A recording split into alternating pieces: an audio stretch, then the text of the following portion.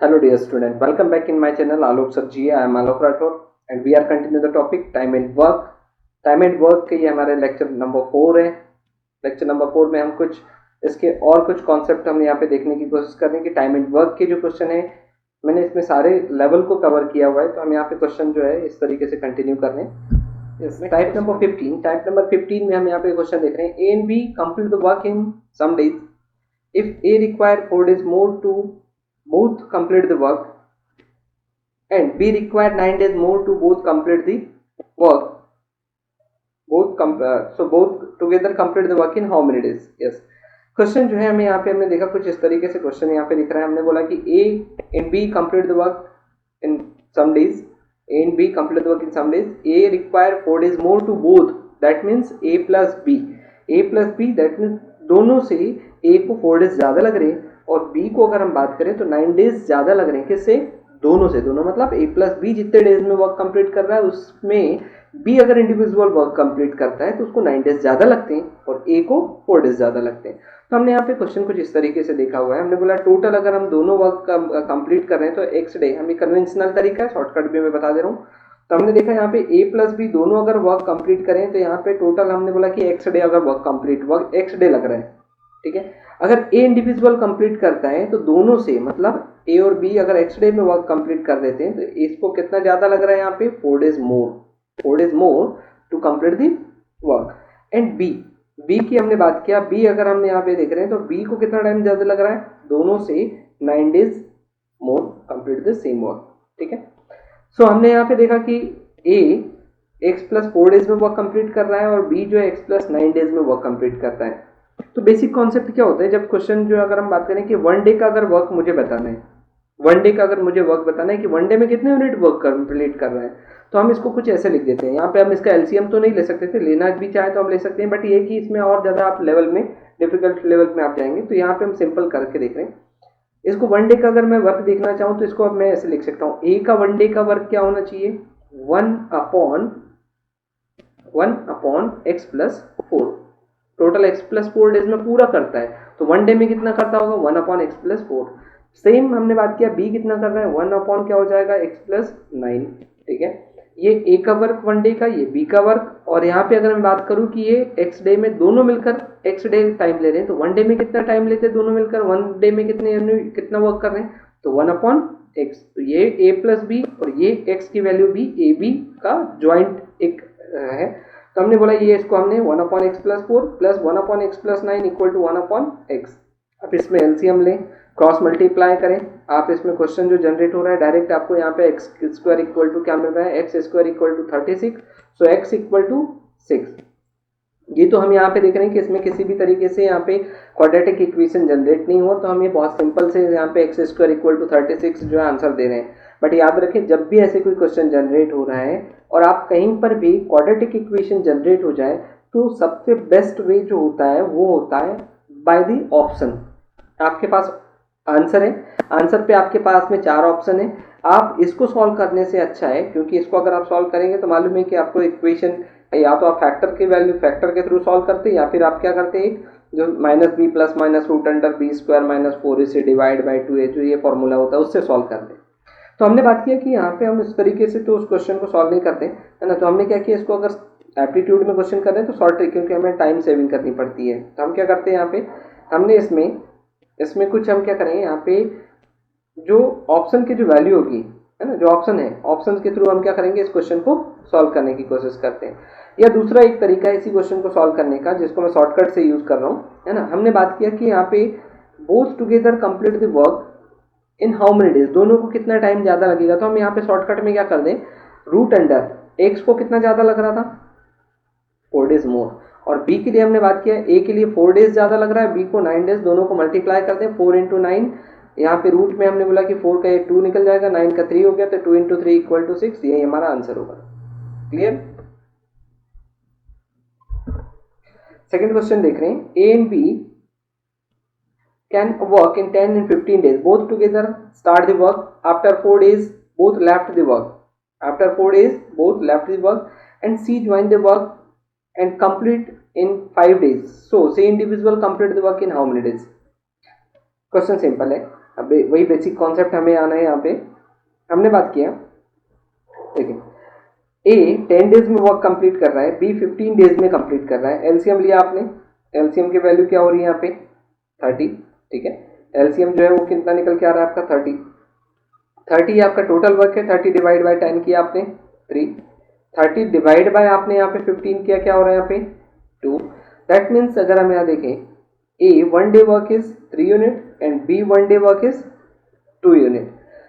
तो यहाँ पे हमने देखा कि अगर यहाँ पे A plus B, A and B can complete the work in 10 and 15 days, both together start the work, दोनों साथ में वर्क करते हैं। After 4 days both left the work, दोनों ने मिलकर काम शुरुआत किया, दोनों ने 4 days तक वर्क कंप्लीट किया। 4 days में कितने यूनिट का वर्क कंप्लीट कर लेंगे ये दोनों मिलकर?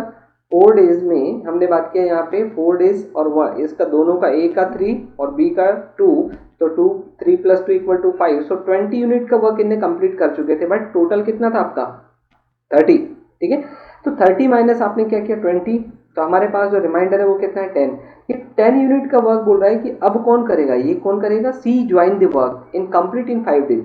सी ने, ये दोनों चले गए, सी आया, सी ने जो है जो 10 यूनिट का वर्क था उसको कंप्लीट किया कितने डेज में 5 days में। तो हमने बात किया कि 5 days में अगर सी कंप्लीट कर रहा है, सी इन 5 days, तो हमने बात किया कि देखें 10 डिवाइड बाय 5 कर दें तो आपको मालूम है 2। तो हम बात कर सकते हैं कि ये 10 यूनिट वर्क जो है वो 5 days में कंप्लीट कर रहा है। तो 1 डे में कितने यूनिट कर रहा है C, 2 unit per day, clear, 2 unit per day. That means A हम बात कर सकते हैं कि सी 1 डे में 2 यूनिट कर रहा है। तो अगर आप चाहे हैं तो आपने बोला कि if C individual complete the work in how many days, C अगर इंडिविजुअल कंप्लीट करता तो कितने डेज में करता। तो हम यहाँ देख रहे हैं कि C individual complete the work, total work 30 है और सी 1 डे में 2 यूनिट कर रहा है, तो डिवाइड कर दें 2 से, आंसर हो जाएगा आपका 15। दैट मीन्स आप यहाँ पे बोल सकते हैं कि आपको टोटल नंबर ऑफ डेज जो होते हैं वो कितना होता है यहाँ पे 15 डेज, क्लियर। नेक्स्ट क्वेश्चन देखते हैं हम। A and B both together complete the work in 24 days, both together complete the work in 24 days if last 6 day A individual complete the work, last 6 day A individual complete the work in and work complete in 26 day। अगर बोला है कि last के 6 day अगर ए है ना, ए complete कर रहा है, तो यहाँ पे हमारा जो वर्क है ना, ये कितने डेज में कंप्लीट होता। जो देखें दोनों अगर साथ में करते तो 24 डेज में वर्क कंप्लीट हो जाता, बट बोल रहा है कि लास्ट के 6 डे अगर ए कंप्लीट कर रहा है, ए वर्क कंप्लीट कर रहा है, तो उसकी वजह से जो 24 डेज का जो वर्क था वो कितना चला जाता है हमारा, ये 26 डे, क्लियर। क्यों हो रहा है वो, क्योंकि लास्ट के 6 डे जो है वो इंडिविजुअल ए अकेला वर्क कंप्लीट कर रहा है। So A individual and B individual complete the work in how many days. Question बहुत सिंपल है, हमने बात किया दोनों अगर मिलकर वर्क कर रहे हैं तो 24 डेज में वर्क कंप्लीट कर देते हैं, क्लियर, 24 डेज में वर्क कंप्लीट कर देते हैं। बट यहाँ पे क्या हो रहा है कि यहाँ पे लास्ट के जो 6 डेज है, क्वेश्चन का पैटर्न लिख दिया मैंने इसमें। यहाँ पे क्वेश्चन का पैटर्न ये है कि यहाँ पे कुछ ए प्लस बी ने यहाँ पे देखें टोटल जो वर्क है, अगर बोल रहा है कि अगर लास्ट के 6 डे अगर वर्क हो रहा है, ए अगर कर रहा है तो हमारा वर्क वो 26 डे में चला जाता है, 26 डे में वर्क हो रहा है। तो लास्ट के 6 डे ए ने वर्क किया, तो इसके पहले कौन थे, ए प्लस बी, इसने कितना वर्क किया होगा, इसने यहाँ पे 20 डेज वर्क किया ए प्लस बी ने, ठीक है। तो हम क्या कर रहे हैं, यहाँ पे हमने देखा कि ए प्लस बी जब दोनों साथ में थे तो इनने जो है कितने यूनिट का कितना वर्क किया या वर्क का कितना पार्ट किया। तो हम बोल सकते हैं कि 20 डेज में इनने वर्क किया, और ये पूरा वर्क अगर करते दोनों साथ में तो 24 डेज में वर्क कंप्लीट कर देते, ठीक है। तो हम क्या कर रहे हैं यहाँ पे 20 डिवाइड बाय 24, ये हो जाएगा 5/6। तो हम बोल सकते हैं कि यहाँ पे जो डिनोमिनेटर है वो टोटल वर्क को रिप्रेजेंट करता है, तो ये हो जाएगा 6 टोटल था, जिसमें से इसने 20 डेज में दोनों ने साथ में ए प्लस बी ने कितना कर चुके हैं यहाँ पे 5। तो अगर मैं बात करूँ कि यहाँ पे टोटल क्या होता है, 1, टोटल जो होगा वो कितना होगा 1।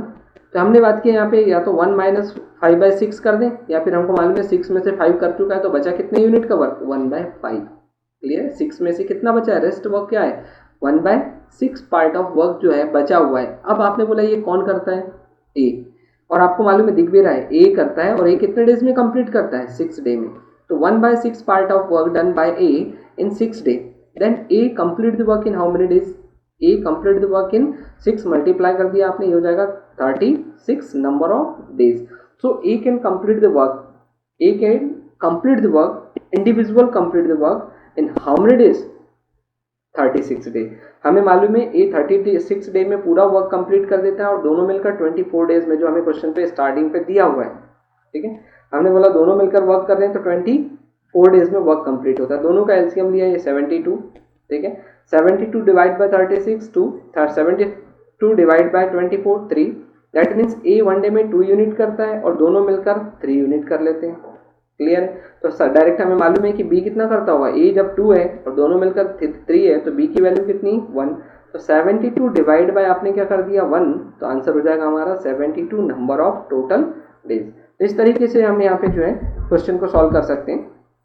तो टाइम एंड वर्क के जो है एक और हमारा एक लेक्चर इस पे और आएगा जिसमें हम जो है यहाँ पे वेजेस एंड इंसेंटिव की बात कर रहे हैं.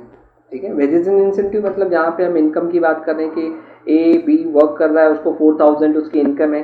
तो हम यहाँ पे नेक्स्ट जो भी हमारा टॉपिक होगा है ना, उसमें हम कुछ इस तरीके के क्वेश्चन को कंप्लीट करेंगे. So thank you for watching, we will be continue. आपको अगर पसंद आ रहा है मेरा लेक्चर तो आप इसको सब्सक्राइब करें और साथ में है ना नोटिफिकेशन पे बटन पे आप इसमें करें, जिससे आपको जो आगे के जो लेक्चर है वो आपको एक सीक्वेंस में मिलते हुए चलेंगे. सो थैंक यू.